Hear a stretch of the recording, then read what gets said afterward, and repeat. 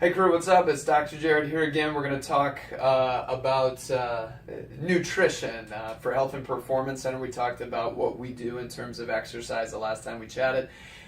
This time we're going to bring in the nutritional component. In fact, Roanne Keevan, who's a great patient, also an Arbonne consultant, is big into nutrition, even mentioned, hey doc, don't forget about nutrition because that's so important. You're 100% right.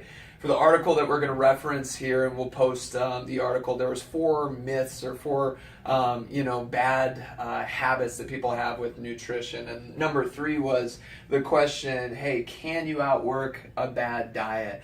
And the truth of the matter is no, you can't, nor would it make sense. You're working really hard in your exercise, to try and change your lifestyle, to try and change who you are, to try and change your physical being, your internal system, all of those good benefits you're looking for.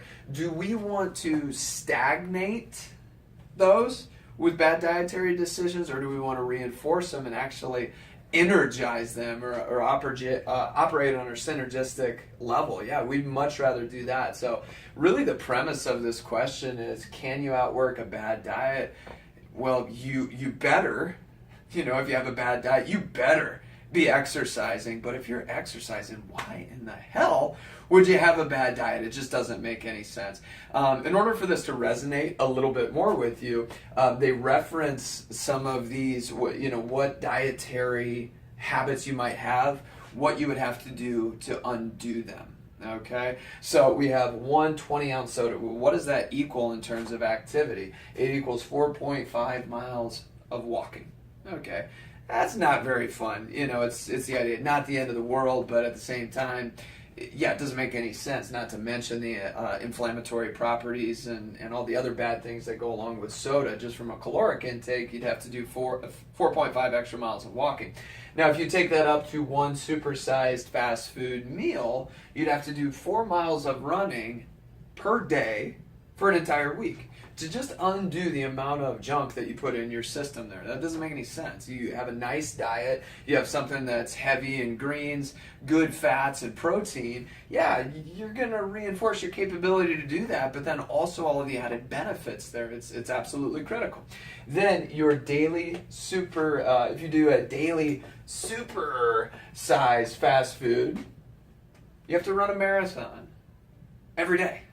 Okay, in order to burn enough calories to offset what you've done there. Looking at it that way gives you a little bit more context as to, yeah, you do a lot of work throughout the day, and through your exercise that might accumulate the same caloric burn as this.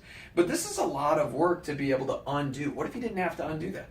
What if you were just supporting that with good dietary decisions? Leafy greens, you get your good fats, you get your protein source on a regular basis in the amount that your body's designed, or in the amount that you've calculated through MyFitnessPal or My Macros as being what's going to be good for you to not only lose weight, but to have energy throughout the day, to be able to maintain longevity with your training. Bad diet, man, you had better outwork that, but why put yourself in this steady state of stagnation where nothing's happening, you're just maintaining status quo? That's unacceptable in just about any other part of your life.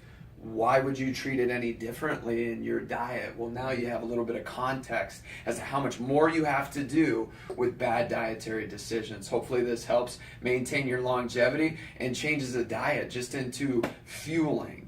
It's not a bad thing. Diet, that's just a dumb word. It should just be, how do I fuel? It's always going to be in a way that supports my exercise and supports my overall health. Good luck.